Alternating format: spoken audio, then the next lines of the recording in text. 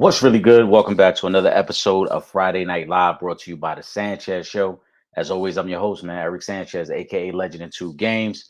Will Gordon and Vernon Brownlee will be joining me shortly.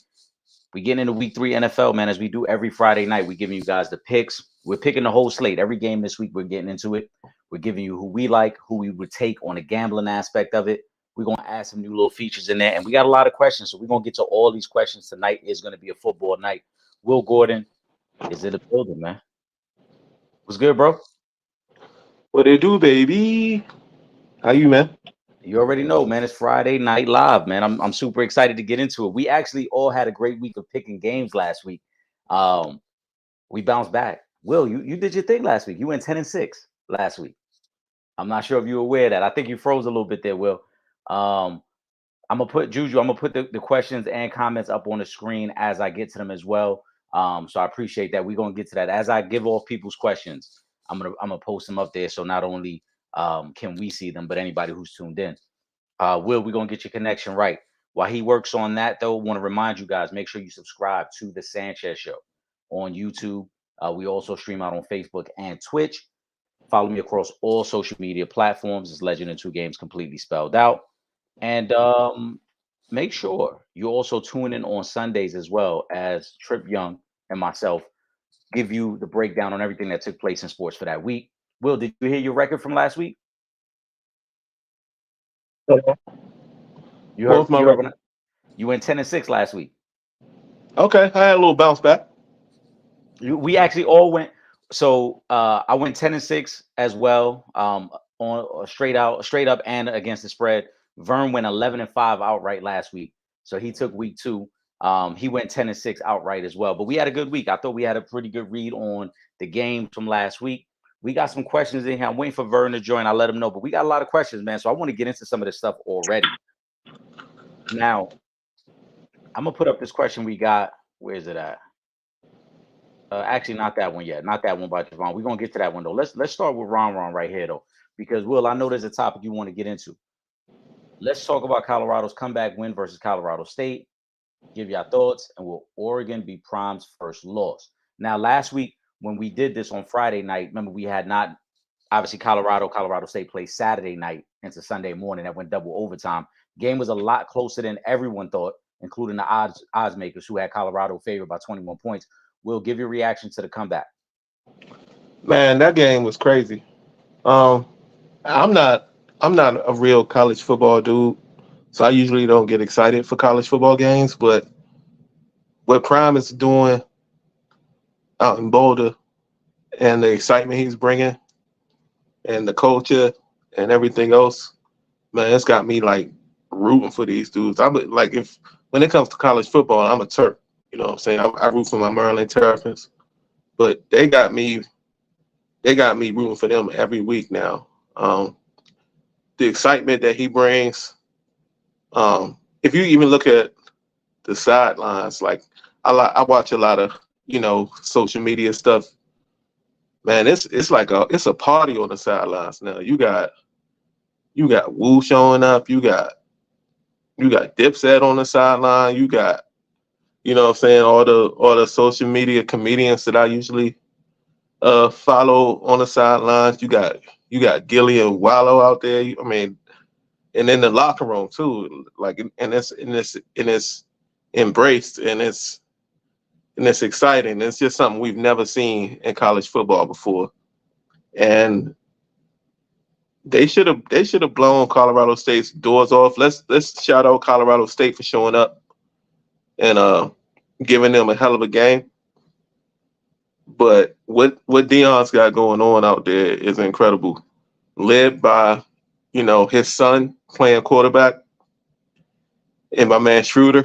I like to call him. I know it's Shador, but I thought it was Schroeder for a while. But led by Shador. He got his son weighing 2-1 on the other side of the ball. It's unfortunate that they're going to be without one of the best players in the country, Travis Hunter, for the next few weeks with that lacerated. What do you have? A lacerated liver after that dirty hit. Yep, lacerated liver. So that's unfortunate. Because he's a player that I think they're gonna need with this gauntlet they got coming up because they got some ball games coming up. But when you see what they're doing and like what you saw what Shador did on that 98-yard drive, Mm-hmm. that's a Heisman moment right there. You know It what I'm is. saying? That's the kind of drive to win you a Heisman Trophy.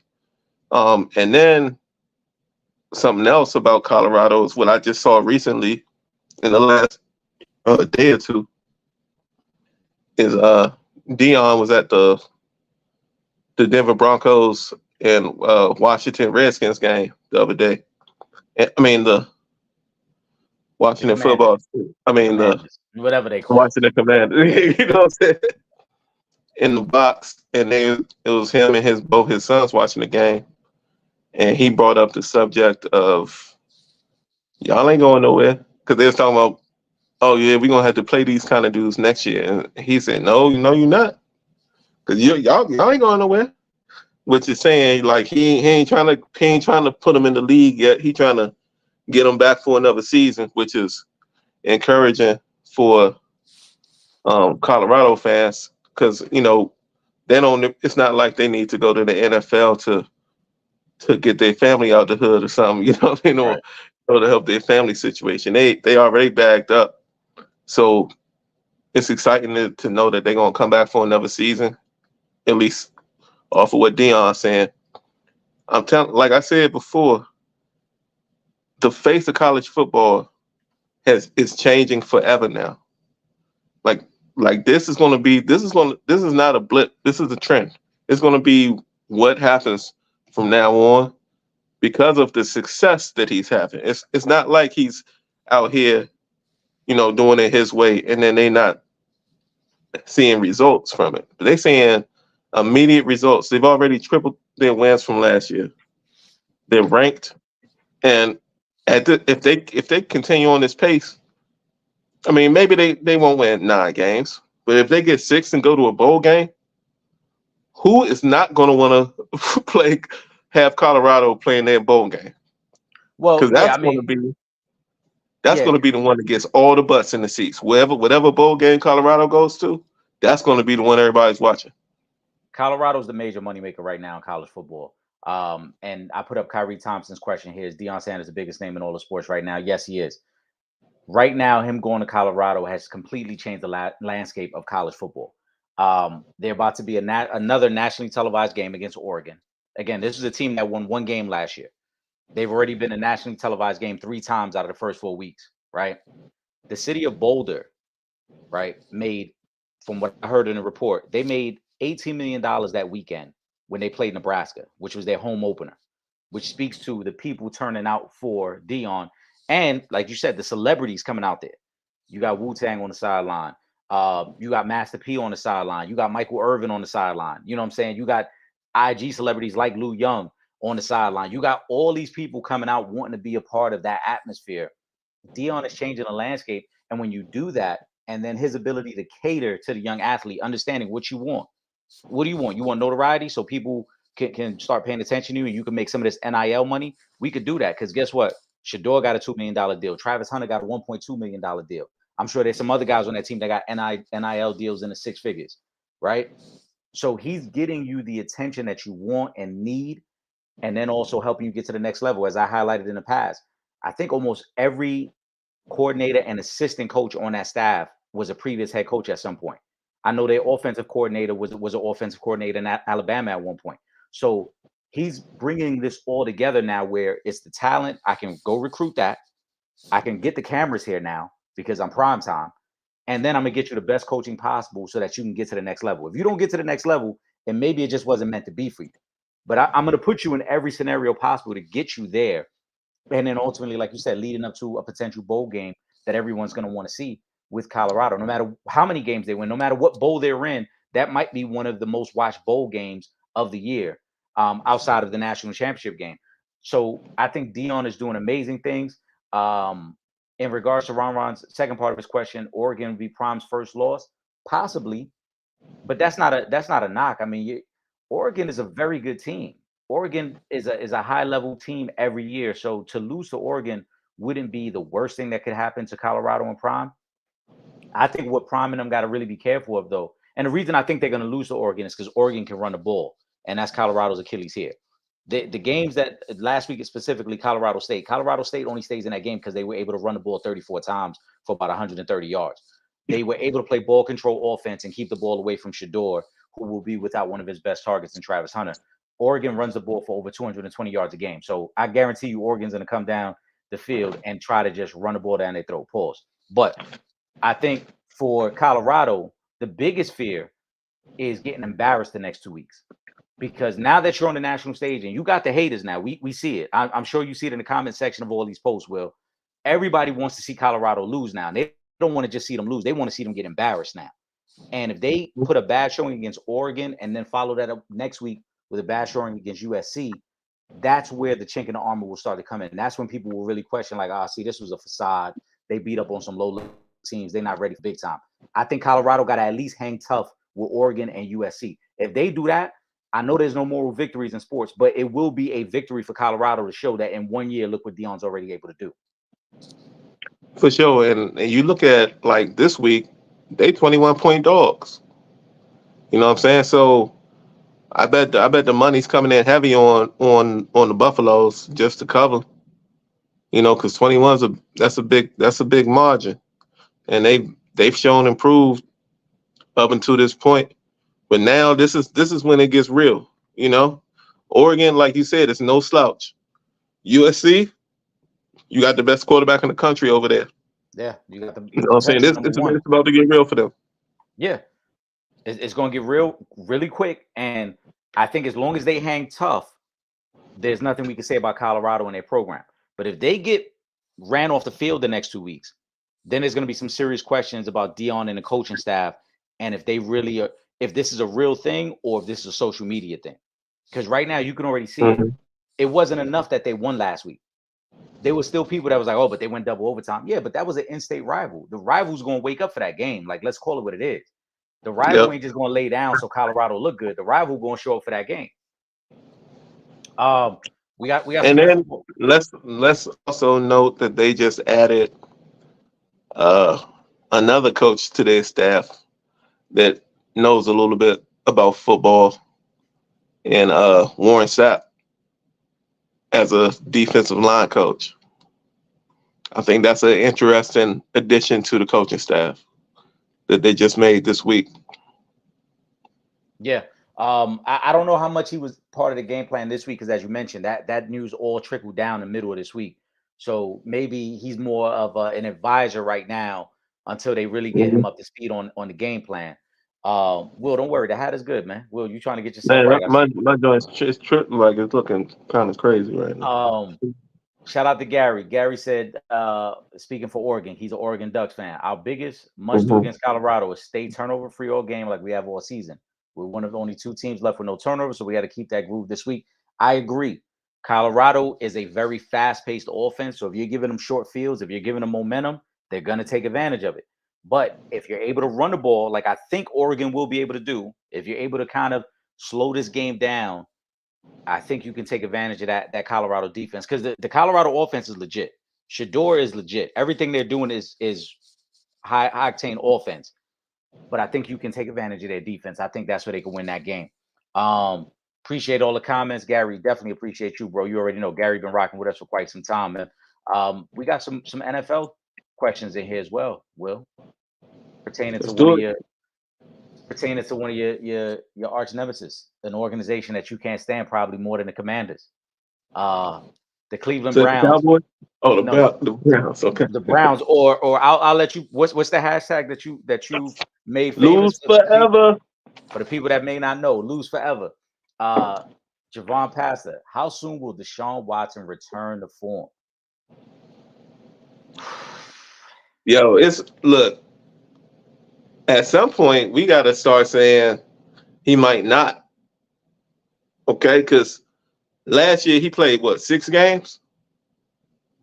He got 6 games under his belt last season to knock the rust off, because that's what everybody wants to call it, is rust. Then you had the whole offseason. Then you had training camp. Then you had the preseason. and you come out in the regular season this year, a couple games in, and you look like absolute ass. There's only two quarterbacks in the NFL with lower passer ratings than him, and that's Zach Wilson and I forget the other one. But when you're 30th out of 32 and you're making $230 million guaranteed, and they gave up 3 first-round picks for you, you are not looking like a good return on the investment for sure. You're looking like garbage, bro. And a lot of people want to support you, but at some point, if you ain't making plays on the football field, why should they? You know what I mean? Like it's been long enough for you to work out the kinks. You know what I'm saying? Maybe your game might need a massage, man, because you need to work the kinks out of it. Because you ain't got nothing going on right now. You let a Kenny Pickett, who is underwhelming, outplay you last week, and it's not going to get any easier for you going down the stretch. Like, and you're in a perfect situation right now where your division is kind of down, but you're at the bottom of it. You know what I'm saying? You're not even taking advantage of the situation you're in. Because I'm sure people think Joe Burrow's going to get right, even though he hasn't looked good. People going to think he's going to get right at some point. Mike Tomlin always has his team looking competitive. You know what I mean? He's never had a losing season. And then you got Baltimore, who's one of your arch nemesis as well, with Lamar and them.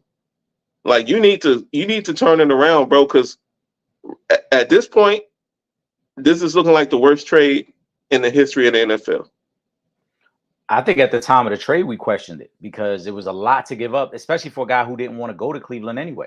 Let's not forget, Cleveland wasn't a finalist on his list. It was going to be Atlanta or New Orleans. And then because Cleveland fully guaranteed the deal, he said, all right, I'll go to Cleveland. He never really wanted to go to Cleveland. Right. But you're right in everything else you mentioned as well. He has been terrible. They had 2 turnovers that led to touchdowns last week directly from the defense. Pittsburgh scored 26 points last week. 14 of that was returned by their defense. So other than that, I mean, Cleveland wins that game convincingly, even without Nick Chubb, if Watson doesn't turn the ball over. I don't think he's right. I don't think he is close to returning to full form. And I don't know if he will return to full form this year because we can't forget he missed 2 years of football. And it's very difficult to just catch up to the speed of the game. Everyone else has had film. Everyone else has been paying attention to what your weaknesses are. And you had all that time away from the game where you weren't working on your game. You're still the same player you were 3 years ago. The league caught up to you a little bit now.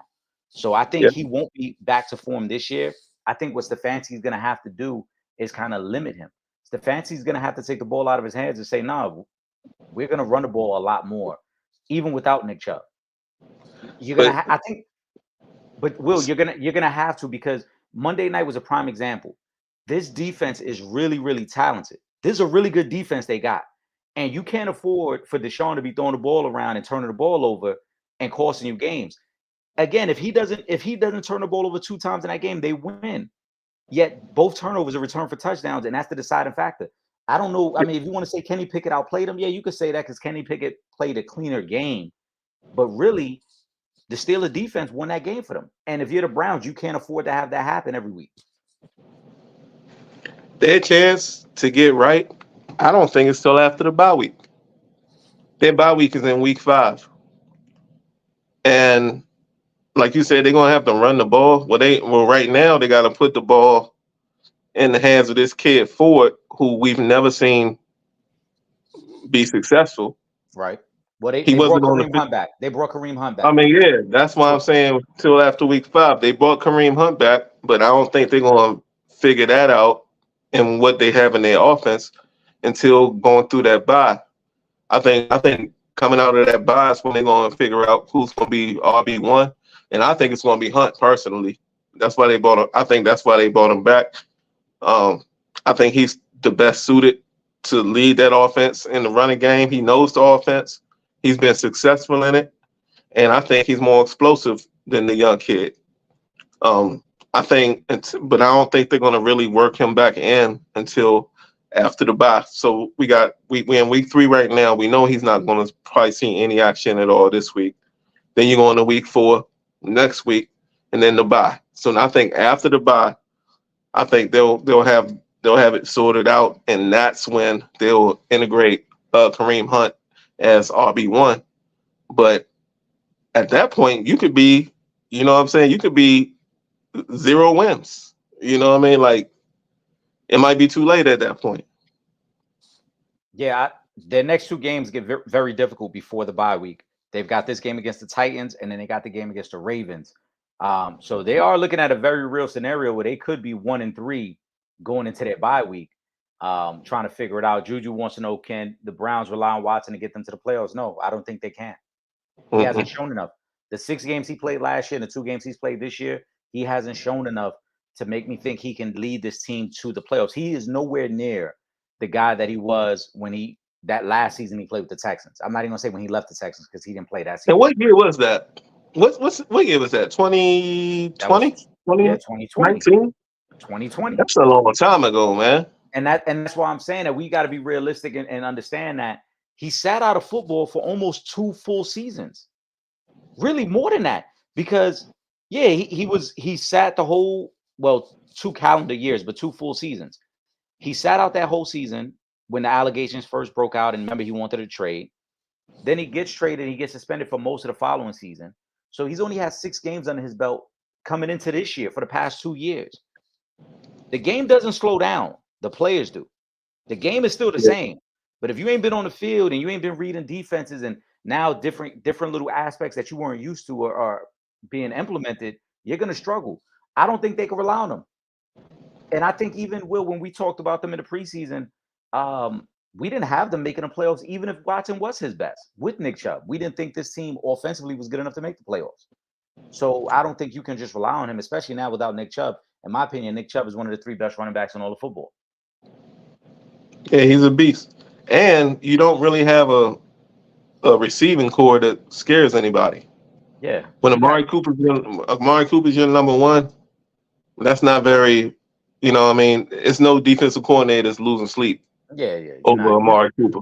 You're not rolling the defense in that direction. You ain't got to do all that extra stuff. So I think we both agree there. Couple more. Juju got another one right here. Trust Dak to keep it turnover free going forward.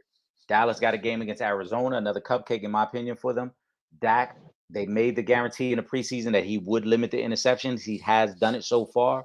Do you think that continues, Will? I think it can if they continue to lean on Tony Pollard. He's a running back that you can actually give the football 20 times a game and trust. He's shown no tendency to give the ball up. He always puts up positive yards. He falls forward, which is that's a big thing as a running back. If you fall forward, kind of like when we talk about basketball, wasted motion. He doesn't have wasted motion. Everything's positive yardage for him. I think the biggest thing for them is the loss of Trayvon Diggs in practice this week with the torn ACL. We're gonna get to that because that was a question up here too from Ron. I was gonna bring that one up here next. I think that's a big detriment to the defense because he's one of those guys that gives the offense more opportunities with the turnovers that he creates. When you don't have that, now you've got Stephon Gilmore on the island by itself, but you can go away from him. You know what I mean?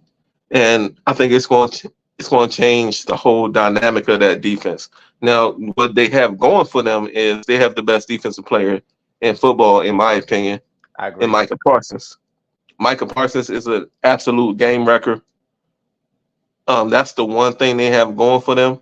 But when you had Micah Parsons on the front 7, and then you had Diggs on that back line, that kind of gave you the perfect marriage of, you know what I mean, a dude that can force the ball out of the quarterback's hand quick, and then you got a corner that loves to jump routes. Now you got to take that. Now it's going to be a little different dichotomy now. I think that loss is going to be bigger than a lot of football fans realize. I think now with that injury,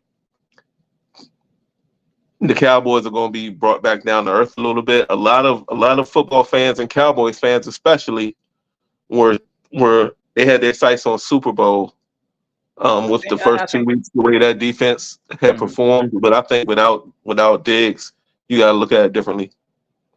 Yeah, so Diggs is a huge loss. Shout out to Ron for the question as well, and Juju. He presented the first part of that question, but where Diggs is really going to be felt, personally, I think in a regular season, because I think playoffs we'll wait till we get there, but in a regular season, I thought the Cowboys matched up really well this year with the Eagles. Adding Gilmore and having somebody across from Diggs now, because we know about the Eagles' offensive ability, having those two corners and that pass rush, I was really looking forward to seeing that first matchup with the Eagles. And now Diggs being out is going to change that because, as you mentioned, quarterbacks aren't going to force the ball to Stephon Gilmore's side. They'll just pick on the other side and they'll force an inexperienced corner to make plays on the other side. And they'll double and chip Micah Parsons and find ways to just exploit the weakness on the other end of the field. But in terms of Dak in the first question, the turnovers, I think it can continue. I think one of the reasons Mike McCarthy wanted to take over the play calling is because he wanted to be more balanced. He wanted to get more run heavy. And you're seeing it now with how Tony Pollard's being used, how this kid Biswell is being used, I believe his name is Bodwell, something like that, and then Deuce Vaughn. They wanted to go more with a balanced attack and then get back to the play action. Because as I've said before, to me, they looked their best last year with Cooper Rush at quarterback when they were running the ball 30 times a game and then just relying on the play action pass. Their offensive line is so good, they don't need to drop back 30 times to pass the ball. I think that was a little bit of ego last year. Now they've Mhm. come back down to earth and said, nah, let's just run the ball. We got a high paid offensive line.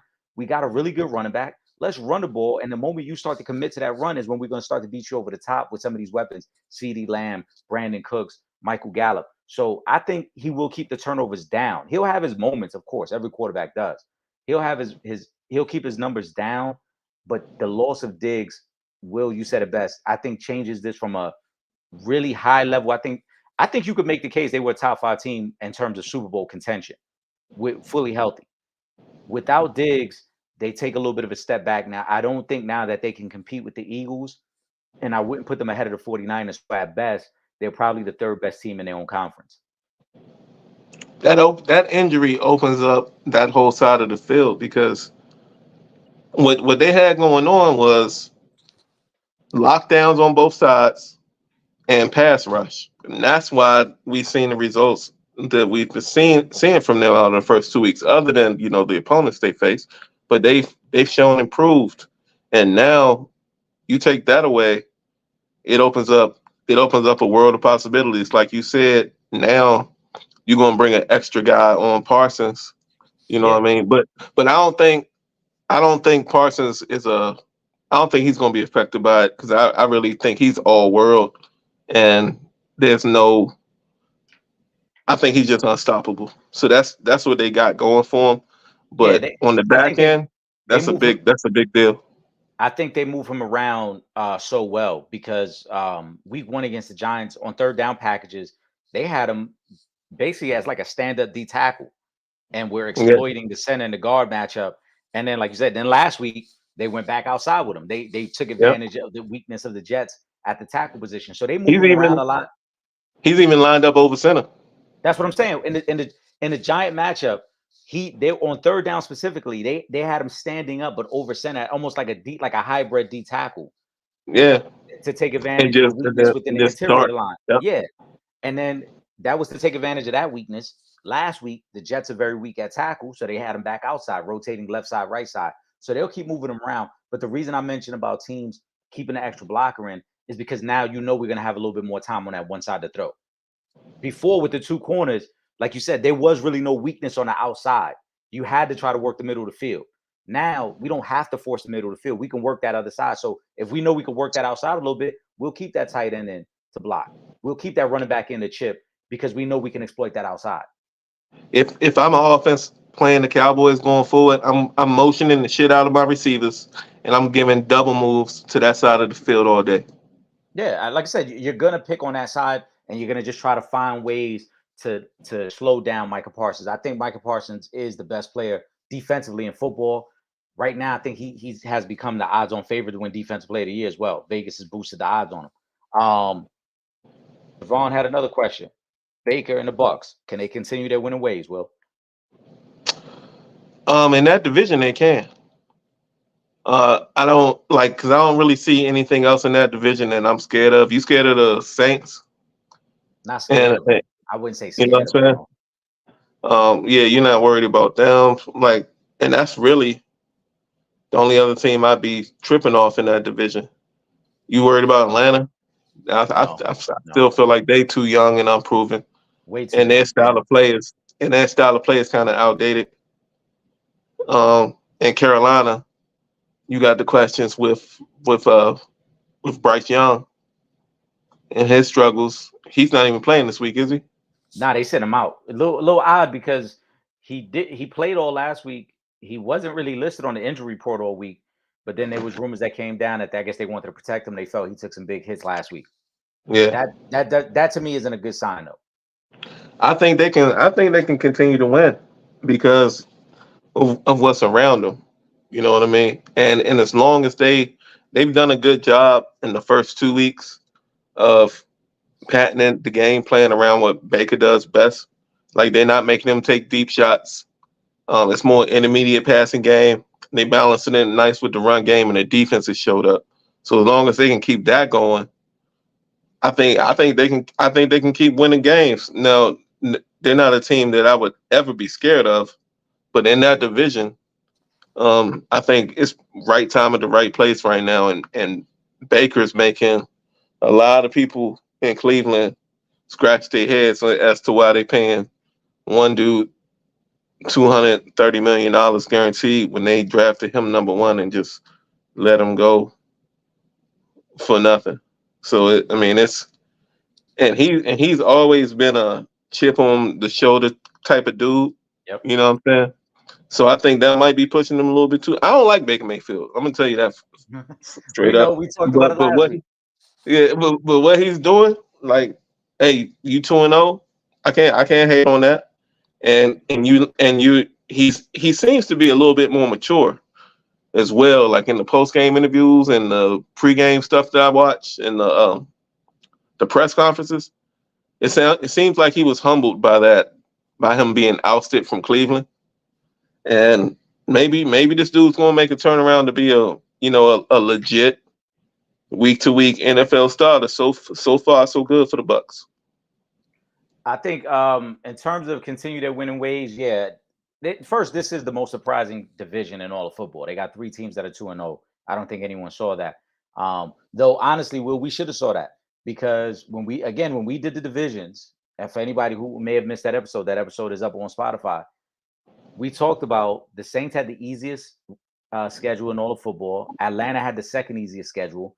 And I think Tampa had the 8th easiest schedule in all of football. So they have taken advantage of that so far. I think Tampa, this week it gets tougher, obviously. We're going to get to their Monday night game against Philly. But within their division, 9 games is going to get you into the playoffs, I think. So to start 2-0, can they win 7 out of their last, 14 games? 15 games, right? 7 out of the last 15 games. If they just go 500 the rest of the way, they'll make the playoffs. So, yeah, I agree. I'm going to say they're going to keep their winning ways going. And going into the last week of the season, they'll have a shot to make the playoffs. Is anybody in this division a Super Bowl contender? Absolutely not. But if you're asking me winning ways in terms of making the playoffs, yeah, I think Tampa could be right there. Gary also mentioned Baker, so I wanted to put his question up.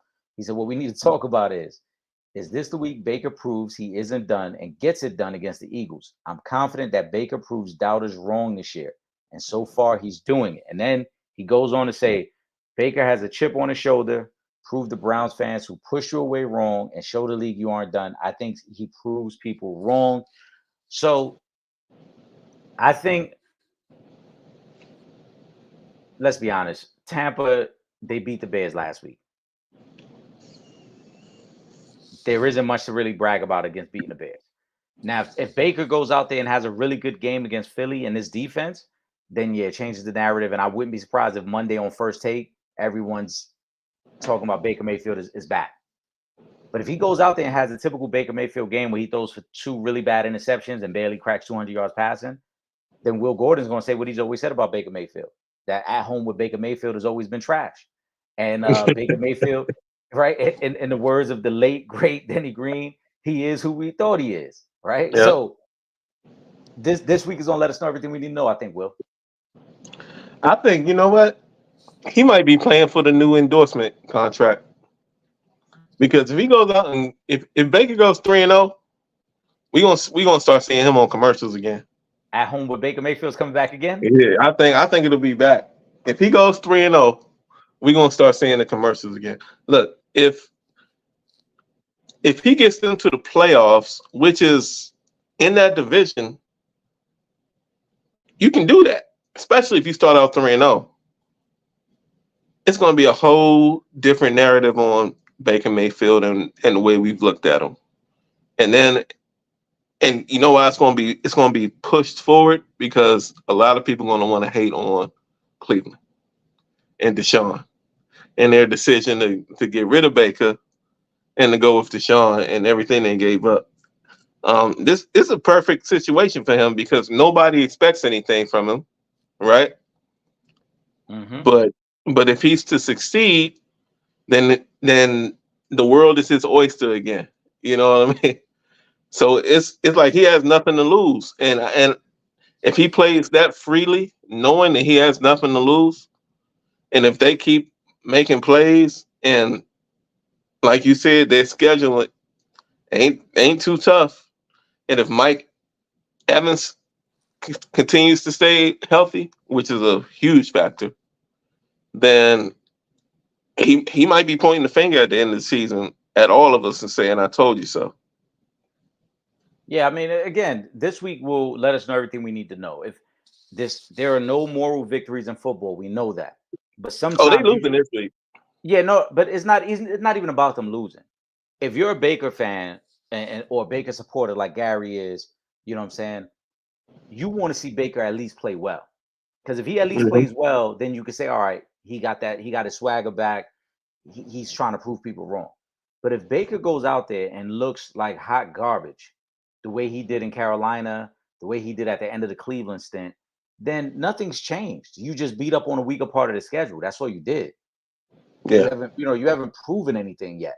So this could be, like you said, this could be that moment where it's either, hey, I figured it out and I'm back, or I'm still the same guy. I just got fat against weaker competition. Yep. Because realistic, like who have they beat? Minnesota doesn't have a win on their record, and Minnesota could be 0-3 after this week. Tampa Bay doesn't have a win on their. Chicago doesn't have a win on their record, and Chicago is more than likely going to be 0-3 after this week. So those wins aren't anything for Baker to brag about at this point. Right. He got to play well now against what we consider to be the best team in the NFC. Yeah, the Eagles gonna go in there. The Eagles gonna get down on them. Gary just doubled down on my point. He said if they lose and he at least throws 200 plus, 2 to 3 touchdowns, maybe 1 interception, that's a win for him, even in the L. Yeah, it would be, because at least he would show, hey, I'm back to being a quality quarterback. But if he goes out there 2 interceptions for 170 yards, and this game is over midway through the third quarter, then you didn't prove anything. Because again, the 2 wins on your record are against 2 teams that could both be 0-3 after this week. Yeah. As always, man, I want to remind everyone, we do this every Friday night live with the Opinionated ones as part of the Sanchez Show, 9 p.m. As you can see, we answer every question, man. You present the question, we're going to post it. We talk NFL, we talk NBA. Right now, we're in the thick of things with the NFL, and obviously NBA hasn't kicked off, so we're not getting into the NBA yet. But if you got a music-related question, we get into that. If you got a movie-related question, we get into that. Make sure you are subscribed to the Sanchez Show on YouTube. Follow me on Facebook. Follow Will Gordon as well on Facebook. Make sure you like, comment, share. And then on Spotify, the episodes go up on Spotify over the weekend as well. Will, you ready to get into some picks, man?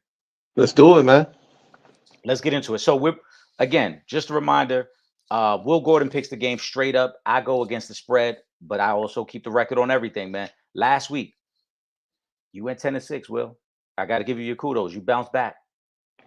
I needed to, man, because I was 6-10 the week before that, right? Yeah, actually, no. I think you were 7-9 the week before. Seven Yes, and nine. Okay. 7-9. But you've been good on the primetime games because on the Thursday night so far, you're 3-0, including this week. We got you in on the 3-0. And then last week, you and I both had Pittsburgh to win, which they did. You and I both had Miami to win, which they did. So the primetime games, you showed up. You've been showing up on the We primetime locking games. that up, huh? We locking Yeah, that up. Okay. we locked in, man. Like I said, you went 10-6 last week. I went 10-6 last week as well. Let's get to it. We All right. already both 1-0. We both had San Fran. Was there anything you saw in that game? I know that the Giants were limited. They had no Saquon. But was there Yeah. anything in that game that changed your opinion on either one of these teams? Well, like you said, with Saquon being out, it's really like he's the backbone of that team. So it's you knew they were going in, hobbled. Um, and with San Francisco, Hold on. Hold on. I hate to cut you off. We got a special guest that's joining us right now. You know what I'm saying? Our lawyer has joined the building. We gotta bring him in. You know we what I'm got the saying? counselor. Yeah, we gotta bring him in, man. We gotta. The Hey, counselor. y'all. What's going on, man? Bang that gavel, counselor. It was a long day. I was traveling. My bad, y'all. It's all good. It's all. What It's up, all. counselor? Listen, hold on. No. As a good lawyer, you showed up just in time because we're about to get to the picks. Oh, We're here we about go. to get to the That's all I'm picks. here Yeah. for. But That's Will, all I'm hold here on. for. I didn't mean to cut you off. Will, go ahead. We were just getting into the Thursday night game. As I read off the record for everybody, we all went 10-6. Well, Will and I went 10-6 last week outright. Vern, you went 11-5 outright last week. You went 10-6 against the spread though, so another good week for you. But we were discussing the Thursday night game. Will, as you mentioned, was there anything that you saw from either of these teams that changed your opinion on them? Not at all. Wait, hold up. Thursday night. That was the You San threw me Fran, when the counselor came in. yeah, Yeah, yeah. it was San Fran. What I did learn was that San Francisco. Well, I can't say I learned it. I already kind of figured it, but they kind of backed it up. They are serious in the NFC. They didn't have one of their best weapons in Brandon Ayuk, and they still was out there making plays. Christian McCaffrey, he's been healthy as of late. A touchdown in 12 straight games. That's kind of crazy. Uh, those guys are they're hitting on all cylinders. And then they just re-upped Kyle Shanahan and the GM, John Lynch. They just re-upped them on contracts. They feeling good out there in the Bay, man. And they have good reason to. And I haven't even brought up Mr. Irrelevant. They found something in Brock Purdy, man. It's been enough games. It's been enough games now to where the league should have, like, if he has his limitations, it's been enough game film to where defenses should have caught up by now, and he keeps balling. 2 touchdowns every game.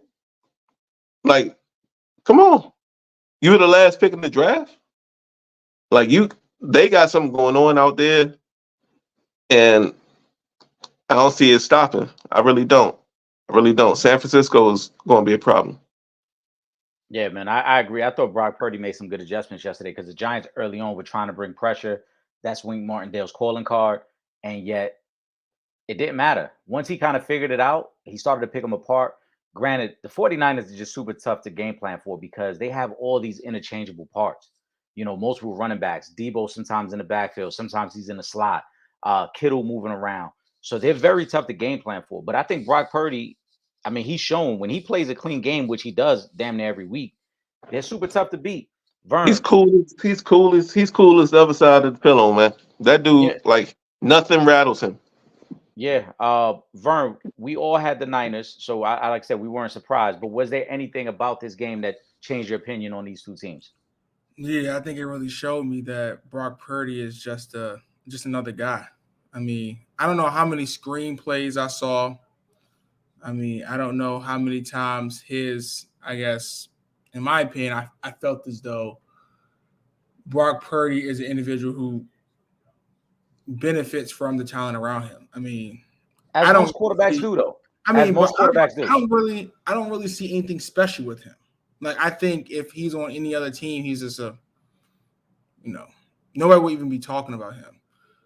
The screen plays, the yards after the catch, all of that helps him. Also playing behind, also playing in front, I think is something he benefits from. Like I said, let's not forget the last time we saw him play from behind. In my opinion, he didn't really play all that well. Or if the game is close, he doesn't really play all that well. I think you're going to see when they play better teams. The Giants suck. I mean, they're terrible. I think when you see them play better teams, people are going to say, damn, like, okay, he is not someone who I think is a franchise quarterback. To me, he's a Jimmy G. He's a watered-down Jimmy G. He's someone that is going to be able to, keep the team afloat when the game is close. But in terms of, San Francisco is down 17-3, Brock Purdy, do your thing. No, he can't really do that. Like I said, Deebo Samuel and Christian McCaffrey are just amazing after the catch. But in terms of him as a quarterback, like relying on him, to me, all is showing he was just another guy. San Francisco was much more talented than the New York Giants. I mean, a lot of things are a lot more talented than the New York Giants, but that's really it. And I think you're going to start to see that. The San Francisco 49ers have not really played, in my opinion, really anybody that's really worth anything. So when we get to a tougher game, remember this conversation about Brock Purdy, and when he struggles, don't be surprised. So I'll say this, Vern. I questioned how talented he was before the season, but I don't think it matters. This team is so stacked that they don't need him to save them. They just need him to just make the right play. See, everyone says that. But remember, the goal here is not to be a good team for the 49ers. The goal is to be right. Or to get there. This defense is this defense a Super Bowl caliber defense? Don't come on, stop. Maybe. That defense isn't a Super Bowl caliber defense. The thing about the defense, though, is maybe. We'll see when they play better teams. We'll see. I'm going to reserve on it. We'll see when they play better teams. I think all the pieces are there for this team to be a Super Bowl winning team. Obviously, the quarterback position is probably the weakest point. But if Brock Purdy isn't going to turn the ball over, he hasn't which he has not done. He's not in a position he's not put in a position where he's going to have to. He's not in a position where he's like the game is tied, or he's not in a position where he's down a score. That's going to happen, and when it does, you will see. And of course it'll happen at some point. They're not going to go undefeated this year. They're going to lose a game at some point. Of course. I'm just saying that the way Shanahan has coached them up, and you see it week in, week out, I don't really know if there's a way that you can attack this night. If they're healthy, I don't know if there's a way that you can really attack this offense, because even if you say, we're going to blitz the hell out of Purdy, then what they did yesterday, to your point, all right, then we're going to hit you with a bunch of screen passes and let all these athletes kill you after the catch. We're going to hit Deebo quick. We're going to hit McCaffrey quick. We're going to hit Kittle quick. And then when we got them in space, these are guys that are already tough to stop in general. But now if we catch you in the wrong defensive alignment, they're almost impossible. Okay, here we go. They got Dallas in 2 weeks. Look, they're going to play the Cowboys October the 8th. Mm-hmm. Okay. And when they played them on October the 8th and they struggled mightily, just remember this conversation, okay? Didn't Purdy beat the Cowboys last year? It's not last year. It's this year. Cowboys have a better defense this year. Well, without Trayvon Diggs. Without Diggs, I don't know if they're better defense. Trayvon Diggs it's an important piece, but I think that's going to be a team that the 49ers will struggle with. Okay. We're going to keep that in mind in 2 weeks. Have something like a very pedestrian, 175 yards, etc. He's not going to look that great. And like I said, just don't be shocked when it happens. So if he throws, I don't know. The game plan is never for him to be the 300-yard passing guy. That's not their plan. He's a watered-down Jimmy G. But if he throws for 240 against the Cowboys defense with 2 touchdowns and no interceptions, what you going to say then? I got to see how he gets it done, but it's going to be very average. I mean, he's okay. He's not a guy that is going like when I think of someone that's going to take your team to Super Bowl, that quarterback position is going to be something that's very important. Like I said, I put on the record now, when it happens, in the moment when you guys need it the most, don't look at me. It's going to be just like Jimmy G. Jimmy G had a great record with the 49ers. Listen, stop bringing up Jimmy Garoppolo. How many games in a row did Jimmy Garoppolo throw 2 touchdowns? Jimmy Garoppolo was probably none. Jimmy Garoppolo didn't have the talent that Brock Purdy has on his team right now. He doesn't. Jimmy Garoppolo's not as talented. No, but I feel like Christian McCaffrey is an X factor. I feel like he's a difference maker. They never had. Well, yeah, he's a beast. Yeah. Like that when Jimmy Garoppolo All right. was Hey, counselor. Yeah. Who would you rather have, Brock Purdy or Sam Howell? Right now, Sam Howell. No, that's a homer pick right there. The body of work is way stronger. The body of work is way stronger with Brock Purdy. There's no way you can say Sam Howell.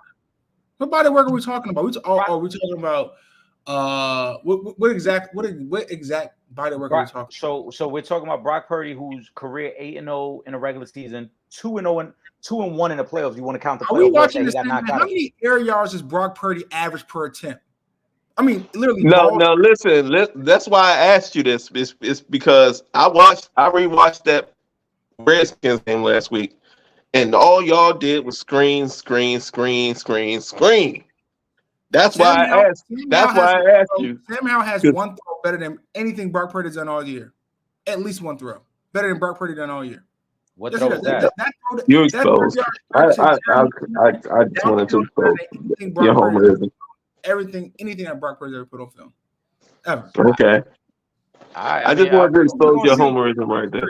We're gonna see. We're gonna see very soon. Like I said, I think Brock Purdy has done exactly what's asked of him. Now, if you want to be a superstar, no, I don't think he's that. But if you're telling me, give me a quarterback who won't turn the ball over, who gets the plays, who gets the right play, just make the right play. Jimmy G. That's Jimmy G. With a better arm, though. I think he got a little better arm than Jimmy G. Show me. He's way more accurate. I haven't seen no better arm than Jimmy G. Okay. He's way more accurate. And that's what it comes down to. You ain't got to have the strongest arm, but you need to have the most accurate arm. All right. And Brock Purdy puts it on the button. Let's get to the picks. Let's get to the picks. We all were right about San Fran. We had them. All right. Where you want to start, Vern? I'm gonna let you kick it off. What game you want to start with? Man, let's talk about. I mean, you know where I want to go. You know where I want to go. So, I know where we go. It's gonna be a rough show for you, Will. I already know. Don't choose me. Don't choose. Let's go. Kick it off. We're about to go to Minnesota. This is Mr. I don't know who's gonna win this game because neither quarterback really has that clutch gene, has that X factor, has the ability, in my opinion, to really win games. And that is the Minnesota Vikings and the Los Angeles Chargers. I mean, I think this game honestly can end in a tie. I mean, just the way that these quarterbacks play, the way that these coaches make decisions, I wouldn't be shocked if it ends in a tie. However, Will Gordon, like I told you the first 2 weeks of the season, your team's going to lose again. Okay? Your team is going to lose again. It's probably going to be a field goal game. And you're going to come on here and say, well, Justin Herbert is still a good quarterback, blah, blah, blah, blah. And then the fourth quarter is going to come, and he's going to become a shell of himself. I think, take a shot. You're going to take a couple more when the game starts as well, because Justin Herbert and Brandon Staley is going to drive you to drink. Like I said, I think it's the game where Brandon Staley gets fired. We're going to come back here next week, and then Will Gordon, you'll be having a new head coach. So I just don't see it happening. I think the Vikings win. All right, that's enough, man. Shut up. That's enough. I'm not done talking. You said enough. Okay. 28-25. I got the Vikings too. All right. 0-3, baby. There you go. Hey, it's about time you join. It's about time you join the. Because I got the Vikings too. I need this L. I need it for the greater good, because I think if we lose, then Staley's up out of there. They'll give it to Kellen Moore to run out the rest of the season, and I think you'll see an immediate turnaround from the team. I need to lose this week. I won't be mad at all. Don't think I'm doing a bit. Here's my list. You see the underline? You see the underline? That's my pick. I need them to lose. I need them to lose this week just to get Brandon Staley up out of there, because I really think if we lose this week, it will happen. You hand the keys to Kellen Moore. The offense has done their job. Kellen Moore has done his job. We scored an average of 30 points on the season. We're the first team. Let me throw this stat out for anybody that's not part of for the love of the game. The Bolts are the first team in the history of football that in the first 2 weeks scored 58 points, had 0 turnovers, and finished 0-2. The offense is doing their job. They doing their job. We putting up points and we not turning the ball over. But we still losing football games with a head coach that's supposed to be a defensive guru. Hold on. Hey, Eric, can I just ask you one question? Can you just explain the last 2 drives of the Titans game? I was just about to get to that. Absolutely can. I didn't. Okay. So the offensive line on both third downs got blown up. I'm gonna tell you like this. Well, hold on. Well, I'm gonna tell you this though. Be careful what you wish for, because right now, Staley is the lame duck coach. It's easily to blame him on everything that goes wrong. Y'all had the ball at the end of the Miami game with 1:45 to go. All you had to do was get in field goal range. Y'all couldn't get in field goal range. Y'all had the ball twice. Guess who wasn't on the field? Hold on. Doesn't matter who wasn't on the field. Who was on the field was Justin Herbert. But who wasn't was Austin Eckler. Will, my point is, if Jay Herbo is the star that we all think he is, you got to make the plays. That's it. How many times has Mahomes been on the field missing somebody? You got to make the plays. They had, again, 1:45 to go at the end of the Miami game. They couldn't even get in field goal range, which would have won the game for them. Last week, you're down 3. You get into the red zone. A touchdown wins the game for you. You get held to a field goal. You get the ball to start the overtime, and then you go 3 and out. Like, don't get me wrong. I know Staley is. But what was that third down on that 3 and out? When the right tackle completely whiffed and blocked the wrong dude, and he came straight through and got to Jay Herbo before he even playing his back foot. The last 3 games that we've seen Jay Herbo, including the playoff game against Jacksonville, all you've needed was one legitimate drive from Herbo to win either one of those games. Any one of those 3 games you could have won with one legitimate fourth quarter drive, and he has yet to give you that one fourth quarter drive. So it's easy to put all the blame on Staley, but the moment he's gone, you know who the blame gets shifted to next. Jay Herbo got to start playing better, and I think we're all in agreement. I got the Vikings winning this game because I don't think the Chargers could stop anybody, and I wouldn't be surprised if Jay Herbo turns the ball over 2 times this week. And Kirk Cousins is good at 1 p.m. And that's what time the game is. Yeah, Kirk is amazing when they're the obscure 1 o'clock game that nobody's really paying attention to. So that's this week. I wouldn't be surprised if Herbo turns the ball over twice in this one. We all got the Vikings. Will, where you want to go next? That's my Denzel laugh. That is Lord have mercy. Yeah, let's go to Landover, Maryland. Counselor, welcome to the land of the undefeated. Welcome. Let's go to Landover, where Josh Allen and the Buffalo Bills are gonna come down to play the Washington what the fucks, whatever their name is this year. I think this is a get right week for the Bills. They've been underwhelming so far. Josh Allen has been getting a ton of criticism, and he's going to be facing a defensive line that's a monster. And I think this is the kind of week where he can show people that he still belongs in the conversation of elite quarterbacks, because Washington really can't score the football. And I think the Bills, if they get things going, they really can. You got Diggs coming back home. It's always when you got that homecoming game, that's always going to be a problem. And I don't see a corner on Washington that could check him. I like the Bills to come to DC, come to Landover this week, and go ahead and smack them in the mouth. I like the Bills in a like a 31-17 situation right now in this week. Vern, what you think? All right, so it's a tough game, and the reason why I say that is not because I don't believe the Buffalo Bills are a decent team, or I think that the Washington Commanders are a world beater.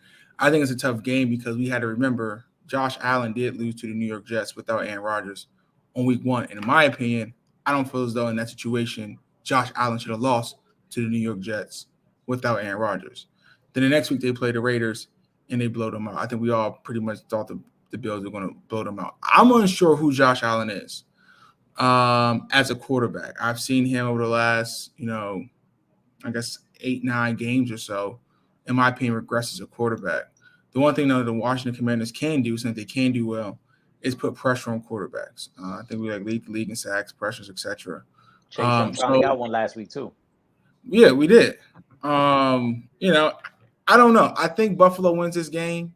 I think it's closer than what most people think.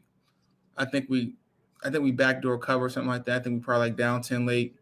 We get a touchdown to bring it within, that'll be within like 3 points, and I don't think we close it out. So I think it's something like 27-24, whatever. But I wouldn't be shocked, like I said, if we win this game. Only because I don't know exactly who Josh Allen truly is. He is a guy who can turn the ball over. We know that. And it seems like our team can force you to turn the ball over because of the pressure that we can create. Also, the weather might be a factor. Yeah. It seems like it might be raining. It might be windy. So, like I said, if you were to take Buffalo, I'm not mad at that because I am taking Buffalo officially as my pick. But the 6.5 points, I think the Washington Commanders cover that. No, that's a great point. I was going to mention that all East Coast games this week, you got to be cautious of what the weather's going to look like because it could turn all these games into very sloppy, slow fields. So I like Buffalo. We got a hurricane coming or something? Yeah, there's a storm watch taking place right on the East Coast. So I like Buffalo to win, but I do agree. I could see this being a close game in the first half. I could even see the Commanders winning at halftime of this game before Josh Allen and those guys kind of figure it out and then win a close game. 6.5 is a little high, so I agree. I like Buffalo to win. I like the Commanders to cover. That's predicated on the weather, though. If it's clear skies, then Buffalo might just go off in this game. Shout out to Eric Bieniemy. Washington, I think, was like 28th or something like that in scoring last year, and now this year so far they 7th. So shout out to EB. Vern, I want to ask you, right? Because you saw them in person week 1, and I know you were watching last week against Denver, even though we all picked against them. Yeah. Do you feel this is from an outsider? Yeah. Do you feel the team is gravitating more towards Bieniemy than Ron Rivera? Because to me, it seemed like Bieniemy was way more animated and way more engaged with the team than Rivera was last week during that comeback. Yeah, I think Ron knows after this year he's going to be gone, either fired and no longer with the organization or move to a front office role. And the reason why I say that is because if your young quarterback is thriving in this offense, and we all know the most important position on the field is a quarterback, you can't let Eric Bieniemy go to another team because why would he stay here as offensive coordinator if Sam Howell somehow becomes a legitimate starter or at least looks like a legitimate starter on paper? How could you just hit the reset button right then and there? And you got to remember, the Washington Commanders have let go a lot of talent as offensive coordinators. McVay, LaFleur, what's the other guy name? Shanahan. So when you look at all those coordinators that have gone and left and become head coaches, I don't think we make the same mistake here. We got new ownership who hasn't have any really, at least personal relationship with Ron Rivera. So I think Eric Bieniemy becomes a coach next year if Sam Howell continues to progress as a quarterback, and I think the players know that. Makes sense. We're gonna keep it in that same area though. Let's go Colts at Ravens. Will, give me your pick first. Vern, last time I saw Ravens a favorite by 8. So go ahead, 8, Will. 9.5. Oh man, I got Baltimore in a not close ball game. I don't think the Colts really I think that organization kind of in an area of flux right now, like where they're trying to still figure out what they're going to do with the running back. I still don't think they're confident in their coaching. I just think Baltimore this is a good a get right week for them. Being at home, Lamar's healthy. I think it's time for them to go ahead and make one of those statement wins. And I think the Colts are going to be a victim of it. I got Baltimore running away with it. Vern, what you think? I'm going to agree here with Will. I think the Ravens win. Anthony Richardson health. Is he playing? Is he not playing? He's out. He's out. No, last time I saw, he was still listed as questionable. No, he's out. So they've already. All right. So when I looked at it earlier, they still had him as questionable. That's why I'm surprised. He's on my fantasy bench. That's how I know he's out. Okay. So I think Anthony Richardson playing actually gives the Colts less chance of winning this game. Not because I don't believe Anthony Richardson is talented, but I think Anthony Richardson is more turnover prone. Also, Gardner Minshew in a pinch, I think keep this game closer than most people can think. Most people think. I think they do a slight cover. I think the Baltimore Ravens win by 7. Like I said, I think the weather does play a factor here. I think it is a slower pace game. I think it's a 7-point game, so they barely cover. This is a game that I actually feel pretty confident in, but I wouldn't go against the spread. Just too many variables. Gardner Minshew, last time I saw him, actually looked decent as a quarterback. And like I said, right now, in week 3, I think he is a better quarterback than Anthony Richardson, even though, of course, Anthony Richardson is a lot more talented than Gardner Minshew will ever be. You know what? I think if a organization would push all their chips in on Gardner Minshew, I think he could be a successful quarterback in this league. Might be. I've seen a lot of good stuff out of him, and I don't know why nobody sticks with him. But I think he could be better than a lot of quarterbacks that start today. Yeah, I was surprised from jump that Richardson even got the starting job because Minshew knows this offense, and you would think you would have let Minshew start the season and then gradually bring Richardson in because the Colts ain't playing for anything. You're not making the playoffs. You're not winning the division. So what's the rush to have Richardson out there? I think Minshew does keep this game close. Also, Baltimore is missing 7 starters that have already been ruled out. 2 on the offensive line. Odell Beckham is not playing in this game. Marlon Humphrey and Marcus Williams are out. So I think this game will be a little closer. I wouldn't be surprised. Humphrey's out? Yeah, Humphrey's out. Just as we talked about in the Bills-Commanders game, I wouldn't be surprised if Baltimore gets off to a real sluggish start out there early in this one and the Colts hang around and then Baltimore puts it away late. But I like the Colts to cover. I like the Ravens to win. I like the Colts to cover. I think 8 is a little high. I know Lamar's coming off probably one of his better performances last week against Cincinnati. But overall, Lamar hasn't looked great to start the season either. So I think 8 is a little high in this one. I like the Colts to cover. Will, where you want to go next? Let me see here. Let's jump around to my upset pick of the week. You want to do that? Can we do that? Let's get it. I think it's an upset. But I like the black and yellow to go to Vegas this week and come out with that dub. Because I'm not really sold on the Raiders yet, but I am sold on Mike Tomlin going into the face of adversity and coming out with dubs when you don't expect him to. And it's nothing on the Raiders that's making me say, "Oh shit, Pittsburgh, y'all better watch out." And Pittsburgh has not been really that impressive, but they are gritty, just like the city is. Like they gritty, grimy, and they go in and you know what I'm saying, they like the Detroit coach was saying, they biting kneecaps and all that. Pittsburgh been doing that for years and years. I like Pittsburgh to go in there and sneak out with a win.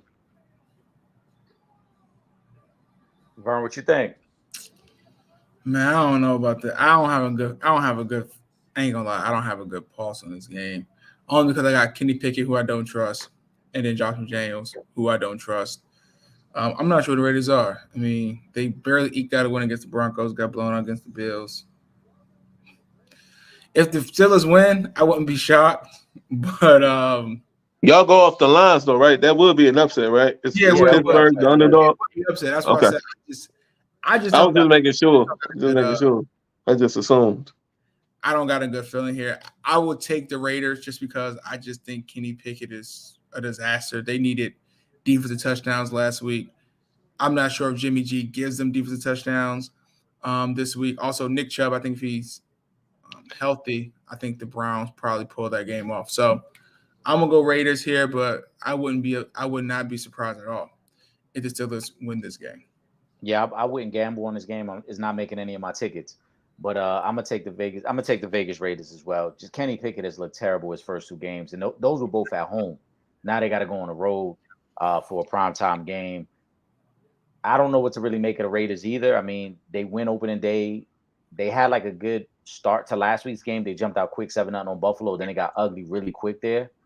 But again, like to Vern's point, you needed 2 defensive touchdowns just to win last week.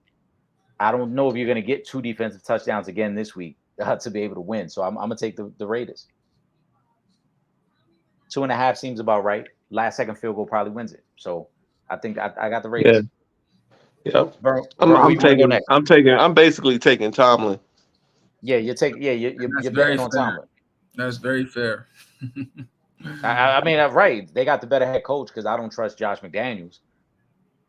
But I think that might be the only area that Pittsburgh is like legitimately better. Yeah. Oh, they're absolutely better at the coaching position. Yeah. Vern, where you want to go next? Do you want to stick with the theme of upset pick of the week, or it doesn't matter? Yeah, we go upset. What's your upset pick of the week? All right, well, if we're gonna go upset pick of the week, let's go to the Kansas. Let me stop playing with y'all. I'm not going to Kansas City. I'm about to say what? You know, I normally don't do this. Gary just commented too. Gary said, "Want to know who's gonna get the ass kicked this weekend? The Bears." Hey, yo, Gary. Oh, you know what? I owe Gary a brief segment, but I'll save that for Gary a little bit later. I think I'm gonna pick the same team again. I generally don't do this, but I'm gonna pick the Tennessee Titans again as an upset pick of the week against the Cleveland Browns. I don't understand this line. I might be missing something, but I don't understand why the Cleveland Browns are favored by 3.5 against the Tennessee Titans. I just don't see it. I got the Titans straight up in that one. Yeah, the Deshaun Watson doesn't look that great. I think Nick Chubb injury is going to have a large impact on the morale of the team, performance of the team. I think Tennessee wins this game. That would be my upset pick of the week. I generally don't pick the same team twice. I just, it's the NFL and week 1 or 2 doesn't dictate what you're going to do in week 3. But nothing the Browns has shown me. I think the week 1 thing is I think Joe Burrow and the Bengals are just truly struggling, and they took advantage of that week 1. But nothing has shown me that the Browns have done is give me any confidence that they're a decent team right now. So I'll take Tennessee. I'm going to Cleveland on the road and win that game by 2 points. So that's why I'll go with upset pick of the week. Yeah, Will say he got him. I got him as well. I don't understand the line at all. Yeah, I had him straight up. Yeah. I don't understand that at all. The Browns have not looked good in any game, including the one they won this year. At the very least, the Titans could be 2-0. They lost late to the Saints, and then they won last week. I think the Titans are the better coach team. I just at this point we know what the Titans are. They're a ground and pound team that's going to try to win a game late. With the Browns, we don't know what they are, and the conversation we had about Deshaun earlier rings true. I just don't see anything from him that would give me any confidence. And all you got to do against them offensively is you see where Myles Garrett's lined up and go the opposite way. You know what I'm saying? That's it. That's all you got to do because they ain't got no other threats. If he's on the right edge, you're going to run left. If he's on the left edge, you're going to run right. You know what I'm saying? It's simple. Yeah. I got him as an upset pick as well. I don't see much. I don't see much from the Browns I wouldn't take them even if it was even money here, but let alone as a favorite. There's no way I'm taking the Browns. I'm gonna go to my 401k pick of the week since Vern and I both had the same upset pick. I'm gonna go to my 401k. I think we probably gonna have the same one again like last week. Remember last week we had all the same one? Unless there's a full-on hurricane down there, Miami is gonna beat the shit out of the Broncos. Okay. I ain't have that one. Oh man, I have them winning, but that was my 4-1. Okay. And wow. This might be Russell Wilson's last week as a starter too. Ooh. The Broncos have shown right there. the Broncos have shown absolutely nothing. Right now, Tua looks like he could be the MVP of the league. This Miami Dolphins, all the things that we talked about, the Niner offense ring true with Miami. They super tough to game plan for. I know Jalen Waddle's not playing. I don't think it's going to matter because Miami showed last week that they could run the ball when they want to run the ball as well. So I don't see the Broncos slowing them down at all. The line is 6.5, and that's being generous. I think the Broncos beat the hell out. I mean, I think the Dolphins beat the hell out of the Broncos. I got Miami. Go ahead, Vern. Eric, if you put money on this game, you're gonna be sweating the entire game. Okay. Like I said, unless there's a hurricane down there. Now, ain't gonna be no hurricane. I think, I think the Broncos can actually win this game. I'm not saying they will, but I think they can. You got them to cover. And the reason why is because I feel like the Broncos have the blueprint to slow the Miami Dolphins down. What? Yeah, I What's truly that blueprint? What's that blueprint? The blueprint is have a legitimate number one corner, be able to slow Tyreek Hill down, and the Dolphins offense slows down a little bit. I think. See, that's where you just lost me. No. Tyreek Hill is the most unguardable player since Bo Jackson on Technical. I'm not going to bet against the Miami Dolphins in this spot. Who's checking Tyreek Hill? I'm much What's his name? That the Broncos. They talking about Patrick Surtain. Yeah, Patrick Surtain. Are you kidding me? I'm much more confident the Broncos cover here than the Miami Dolphins cover. Much more confident. I think this line is really 4.5 if the Broncos decide to win either the Raiders game or beat us. I think the line is slightly inflated because of their record, not because of who the Broncos are. I think it's there's nobody on this planet Earth that can check Tyreek Hill. You said what? Nobody on planet Earth can check Tyreek Hill. Parker had 55 yards last time he came out. So nobody on planet Earth can check him. Last time I checked, Parker had 55 yards, and the reason why is because of the kind of coverage they was able to play because of the cornerback and the scheme that Bill Belichick was able to devise, which is really right. You say, look, I'm not going to give you the big shot, the deep play. Now everybody can't do that because he's Tyreek Hill and he's great as a receiver, but I feel that the Broncos do have the personnel to do so. So what I'm saying is this. I will put money on the Broncos covering than the Dolphins cover. I'm not saying they're going all right. But what's the line? I think the game was 6.5. I think the game was close. Eric. I don't think this game be close. See, this is why I don't pick against spreads, man. I like. Don't get me wrong. I like Surtain. The difference is what the Patriots did last week. The Patriots can get pressure.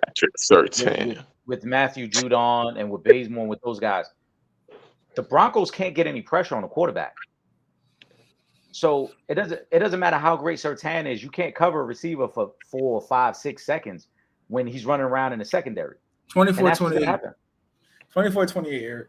I wouldn't be surprised. This is like a 31-10. I bet Champ Bailey couldn't check Tyreek. You don't check Tyreek one-on-one.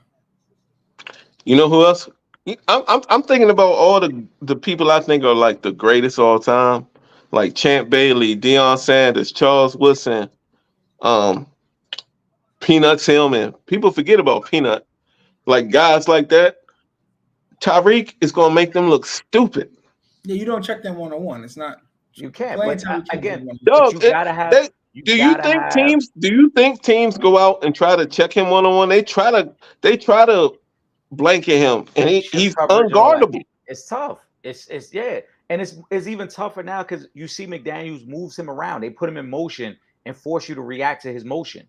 Yeah, if you have him lined up at the Y, and then he in motion goes into the slot, and then is one-on-one with a linebacker, and then the safety, he got both of them beat. Both of them.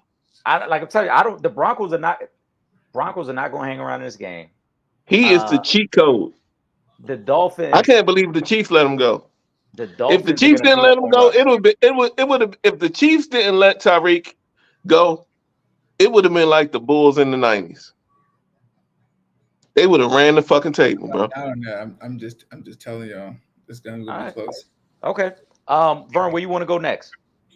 Let's go to another tough game. Since at least I think this is a situation where I don't really know what's going to happen, but I want to go there. I want to talk about it, which I think Saints at the Green Bay Packers.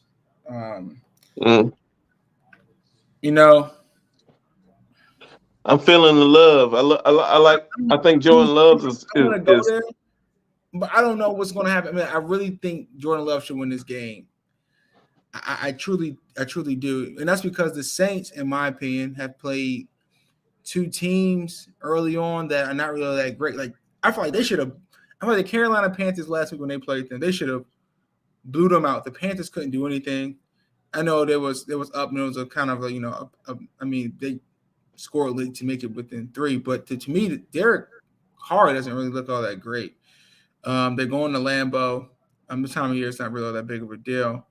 But I think Jordan Love actually squeaks this one out. So I would take the Packers here in this spot. But like I said, this is going to be within a field goal game just because the Saints defense is really legit. Does anyone know if Christian Watson is playing this week? He's playing this week, and Aaron Jones will be playing this week as well. Yeah, exactly. So they get their weapons back. The line has moved. I mean, I think it opened at 2. Now it's at 1.5, if I'm correct. Last time I saw it was at 1, and I'm gonna check it right now. What was that 1? It's still holding at 1 right now. Green Bay favored by 1. Okay, I think Green Bay covers this game. I think Green Bay wins by a field goal.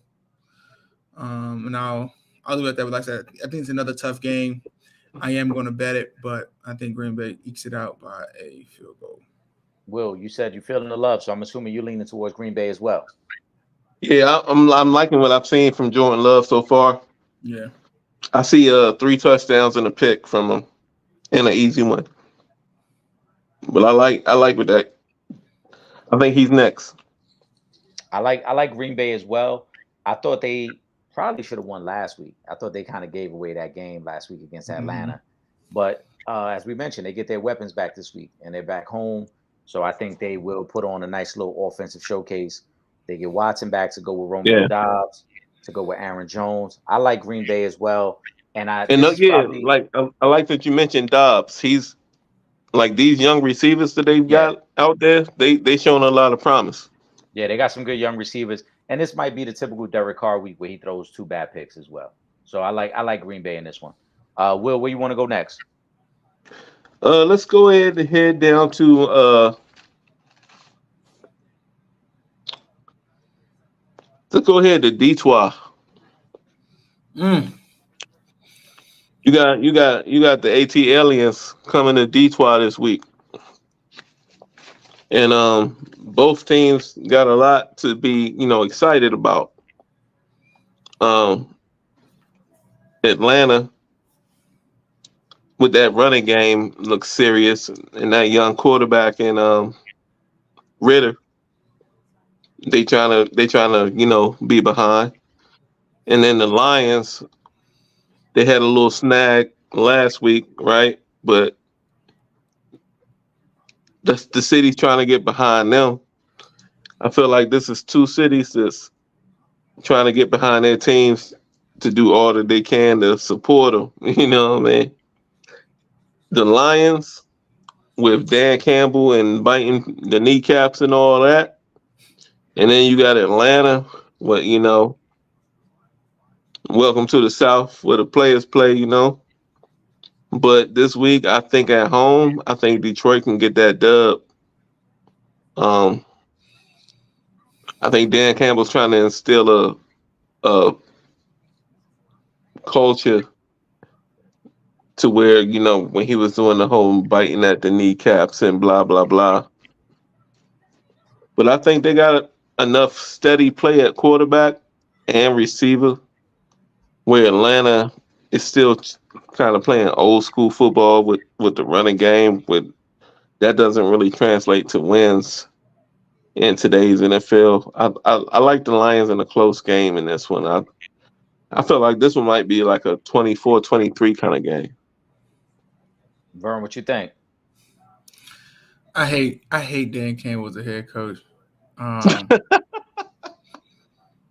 told you how much I hated his coaching in week 1, and it cost him in week 2.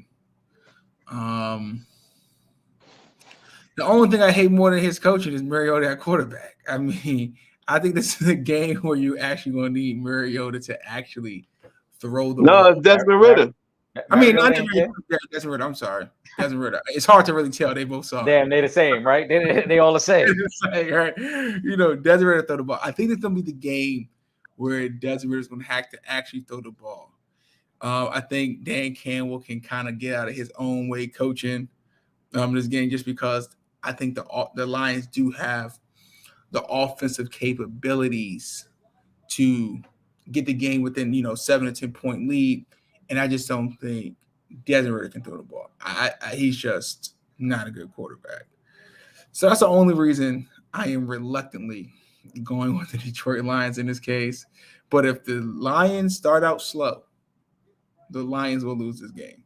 They have to come out.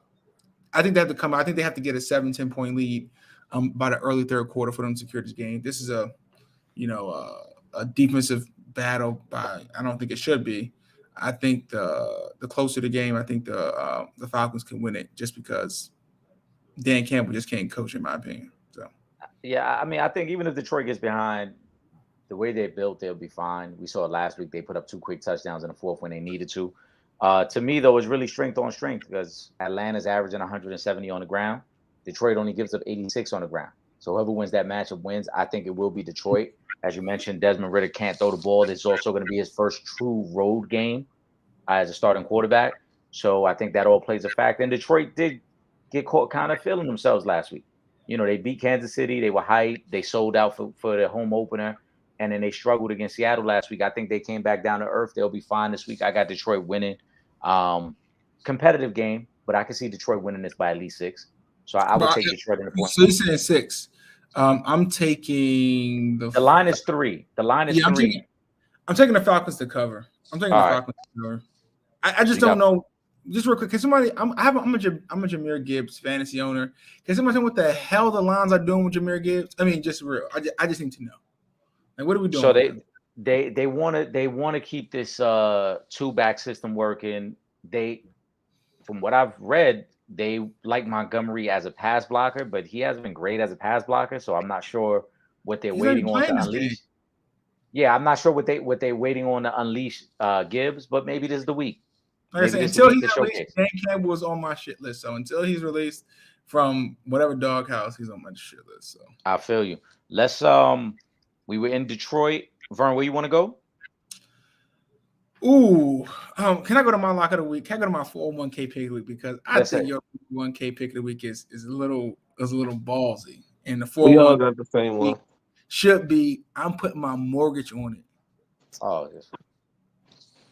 Right? 401k. I'm taking the retirement, the pension, I'm taking it all out. And I'm putting it all on the line. And where I'm going right now is Kansas City. I'm going to Arrowhead, baby.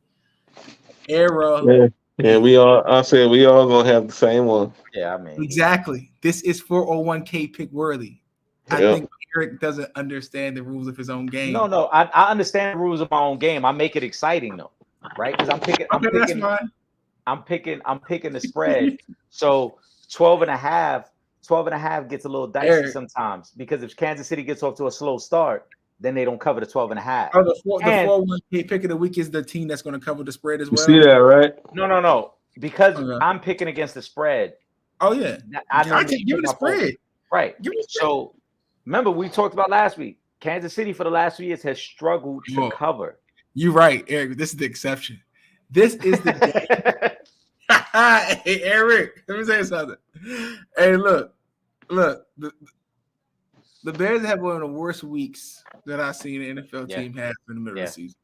Yeah. I mean, I think the defensive coordinator got that house raided by the FBI. That's never a good thing. Well, hold on. They came out. Did that really happen? There was rumors. I couldn't find no articles on that. That was not true. They said that was not true. That was an internet rumor. He's no longer with the team. Right? Correct. Okay. They got a lot of the equipment stolen from the field. They did. Justin Fields is saying, hey, the reason why I'm robotic is coaching. Mm-hmm. The coaching looks terrible.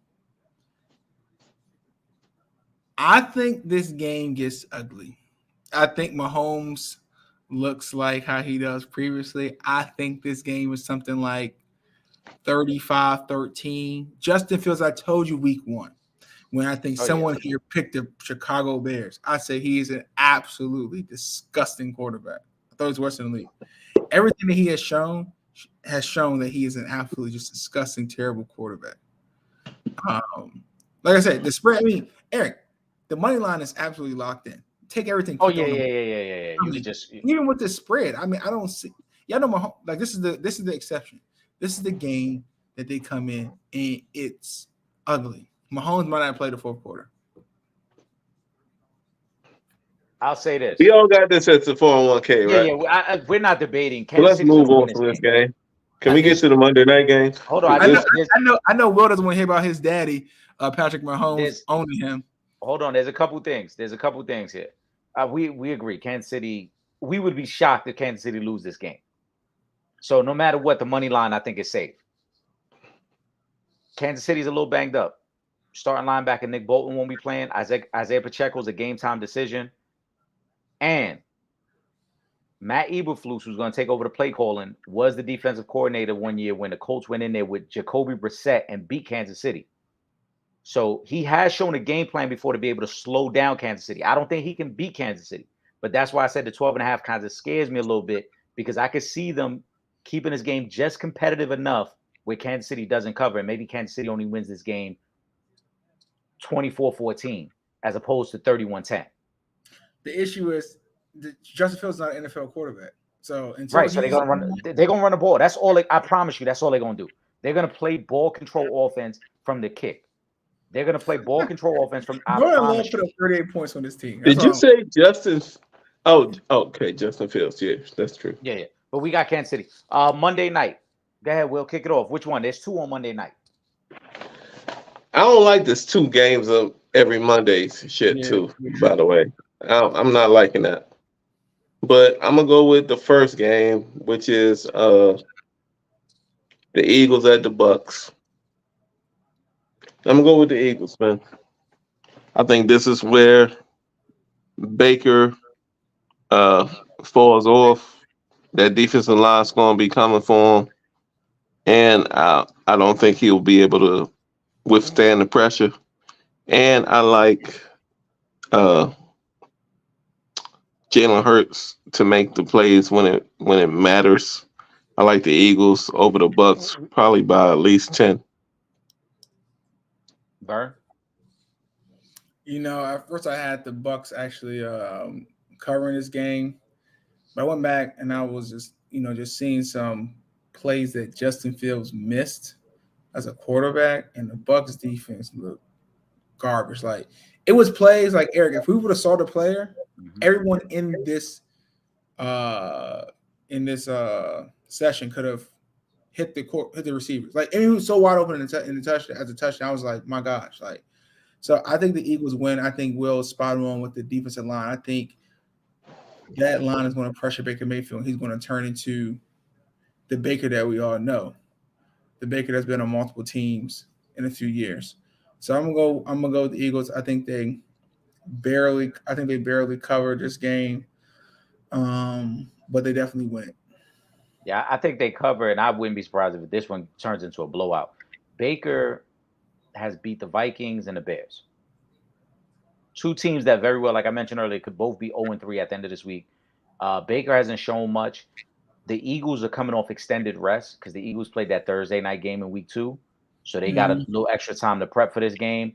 And I think with all the talk about, the Eagles aren't right, they're not as explosive. As you mentioned, Fields missed some big plays. Jalen Hurts ain't going to miss those big plays this week. This is probably a 2-score victory for the Eagles. I can see them winning by at least 10 in this one. I like the Eagles a lot. The only reason I have a concern, the line has moved to the Bucks 4.5, I believe. That's what I have. Yeah, I saw as of 7:00 when I started prepping, it was at 5. It was at 5. Let me check because I think the game opened at 6.5. Mm-hmm.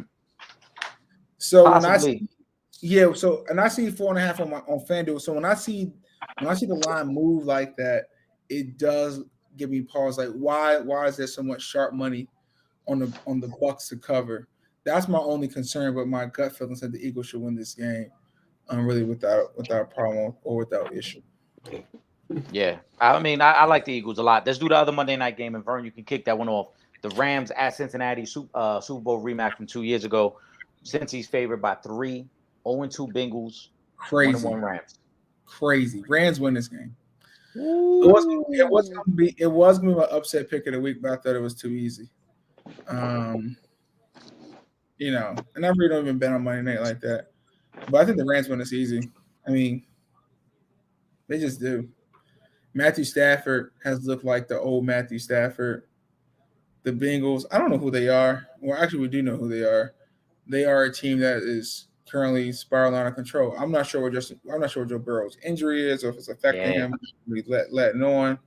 They just have not looked great. Jamar Chase has not looked good. I don't think they get right this week. The only reason I think this line is 2.5 because people are looking at who the Bengals should be and not who they are. If they look at who they are, I think this is more of a pick 'em, or the Rams are favored in this game. So I'm gonna take the Rams out there. Will, what you think? I got the Rams too. Oh gosh, that's bad. I'm on the wrong side, Eric. I'm on the wrong side.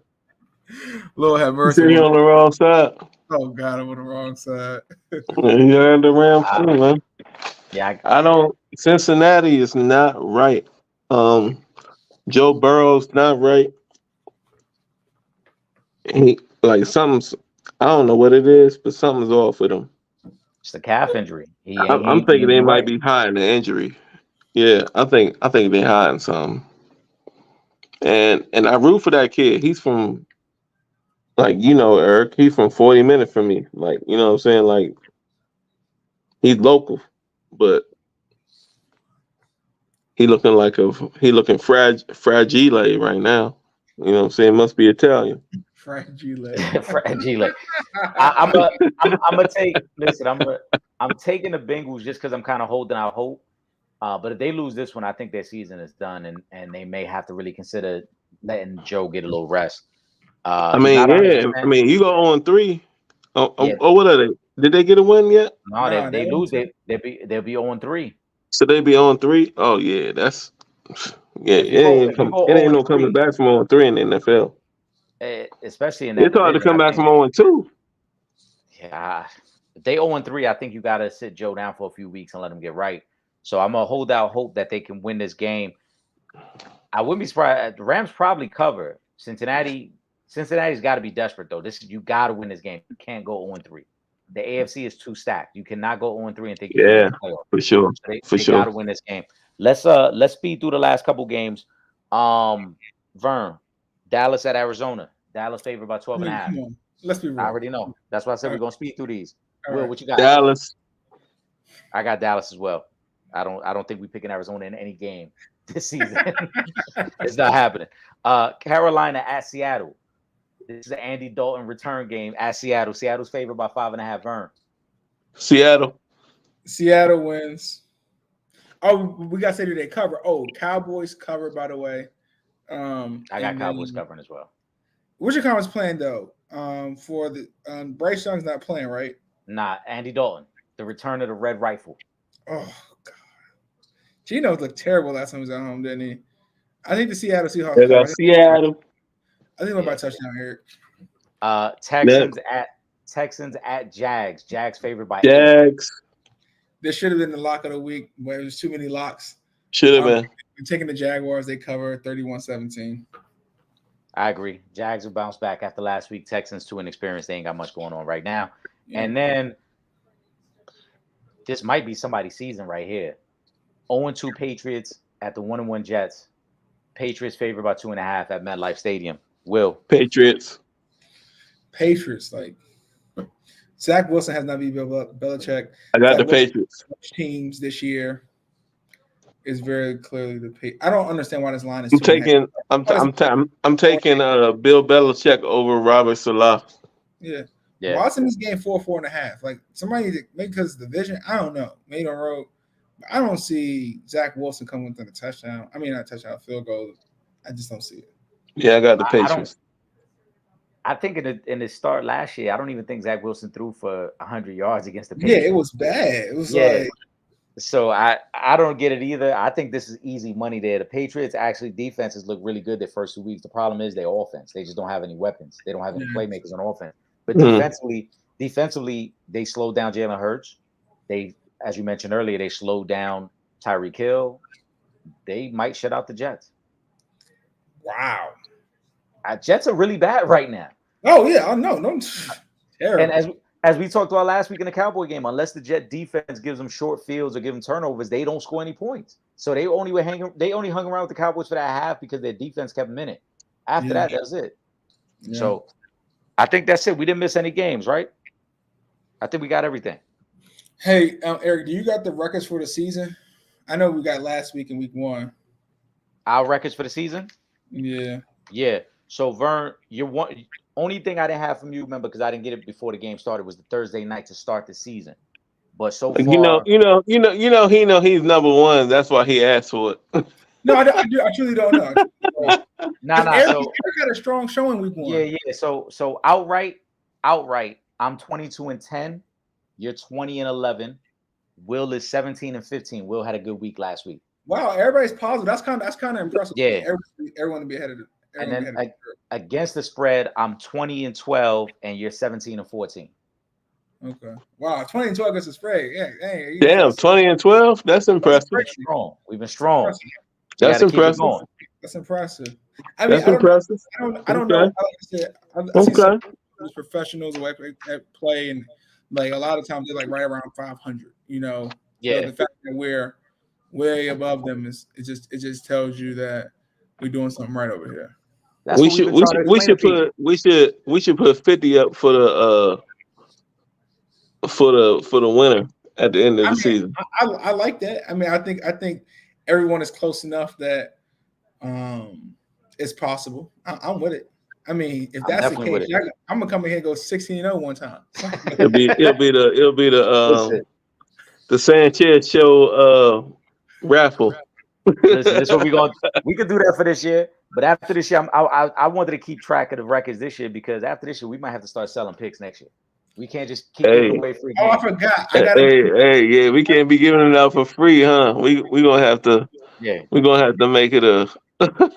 If y'all don't mind, Eric, I gotta get. That's what's up, man. I love rocking with you, motherfuckers, man. Go ahead, bro. I gotta give my winning ticket. Man, the lock. I gotta give it. It's when I say lock, you got a parlay? No, hold on. We gotta give Vern. Right, Vern hit a crazy ticket last week. What was that like? That was like a 16-leg parlay. It was 16, 17, something like that. Yeah, he had like a 16. Hey, no way, a 16-leg parlay. Yeah, posted that. What you was doing? Soccer and shit too? No, I did football. I picked a lot of different games, and the Commanders 3.5 was one of them, which was kind of crazy. 16 legs. He picked all. I think he had all the games, and he had a couple same game parlays in there as well. Yeah. What'd you put in? It was wild, huh? What'd you put in? Don't put the numbers out there. It was a lot. It was a lot. I can't even go through it. All I know was that it expanded from. What'd you win? Oh, it was the odds was like 42-10. I didn't even put nothing on it because I was just like, these things never hit. But whoa, you put in a 16-leg parlay and didn't get paid on it? No, I did, but it wasn't bad. It was like I put like $10 on it. But I had another lock that hit. It was I had a lot of winning tickets last week. But what I'm trying to tell you, the one that's going to win, if you want to do it, and generally what I do is my locks are usually between like plus 120 and plus 150 odds. I'm not trying to, get rich. But what you want to do, you want to play Kansas City minus 5.5, Cowboys minus 5.5, Jacksonville money line. I already had the 49ers minus 5.5. So if you missed that. But that is the winning ticket if you want to make some money this week. If you got that one posted, right? Yeah, I got that one. I got that. I don't think I posted it, but I will. But if you want to make some money, that's what you want to do on the parlay. If you don't have the 49ers in because there's already the game's passed, at the Ravens money line to it. It should give you close to around the same odds. You can get a little bit greedy and put Jacksonville minus 2.5. You wouldn't boost your odds. But that's the winning money line. Put it in, set it, forget it. Wake up on Monday morning, you feel good about yourself. Post it, and I'm gonna repost it. All right, I got you. We're gonna do that. But like I said, we on a roll, man. We're gonna keep the good times going. Let's go around. Final thoughts. Will Gordon. Yo, I had a final thought. I had it written down right here. Oh yeah. So I be on the music sometimes. You know what I'm saying? Y'all need to check out my dude's little brother. You know about little brother, Eric? Yeah, I know you've been Do posting the you, albums a lot too. Vern? You know about little brother? Nah, I don't know about him. I need to check him out. Oh, bro, I've been rocking with these dudes since like 20 years ago out of Durham, North Carolina. They some of the most like smart and lyrical dudes that you could ever listen to. That's The 20th anniversary for little brother right now. They got the they got a block party going on for the anniversary this weekend. I mean, not this weekend, a weekend coming up. Big Crit gonna be there.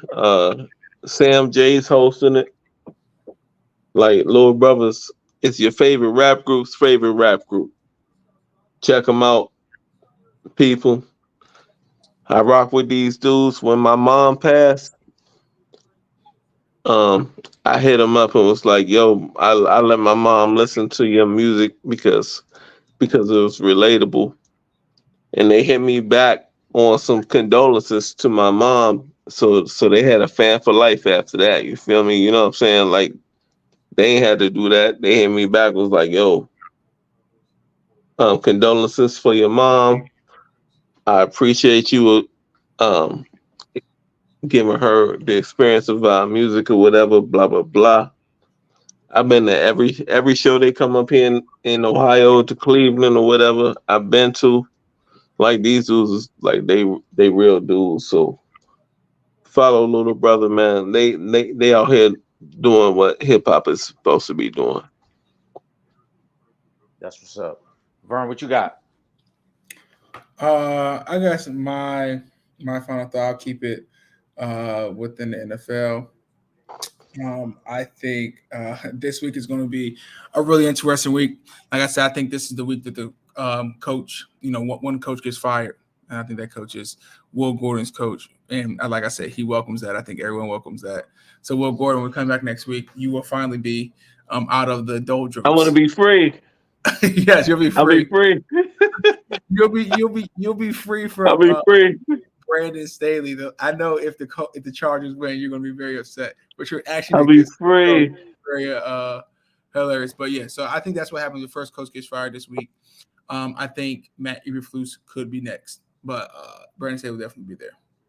I hear that, man. Again, shout out to everybody who rocked with us tonight on the live. We had a lot of questions even to start the night. There was already questions in here before we even started the live, so we greatly Yes, appreciate sir. it. Again, make sure you subscribe to the Sanchez Show. We're live every Friday night on YouTube. Then this episode goes up on Spotify. You can also follow all of us on Facebook. You can follow me on Instagram. Vern's on Instagram as well. Yeah. Definitely shoot us a like, shoot us a comment. And like I said, share the content, man. We'll be back next Friday. My brothers, Will Sir. Gordon, Vernon Shout Brownlee, out I to the am Eric counselor. Sanchez. We out of here. We'll see you guys next week.